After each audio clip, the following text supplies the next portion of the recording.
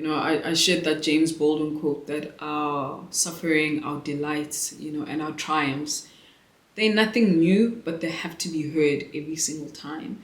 And I think that part of, making them heard every single time and telling those stories, I think is a challenge to all the lies that we've been told.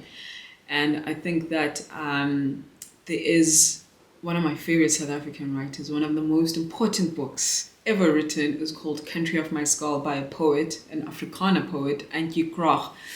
And she talks there's a line that she says about snatching you, from the claws of forgetfulness. That's not the exact quote, but there's so much that has been forgotten that needs to be rescued.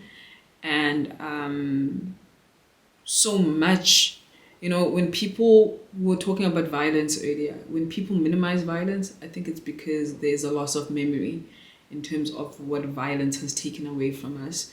And it's quick to resort to that kind of language of, oh, we should have had a civil war, we should have taken over the country with arms, and all of that.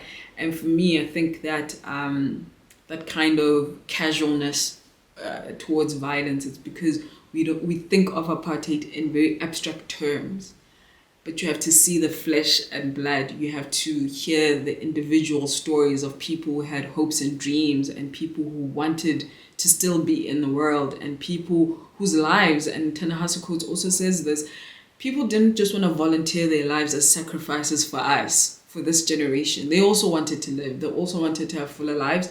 So for me, part of memory is capturing people in a real way, in very complex way, in very human ways, and not as just our sacrifice. The past is just a sacrifice for us to be here today. It's also saying that was hard, and some people didn't want to have done that, or given up their lives, and given up their lives in many ways, not just through death, but in prison and so many other things. So I think part of preservation of memory is important to really understand the cost, the price that was paid for in very real ways, and also as a foundation for the future.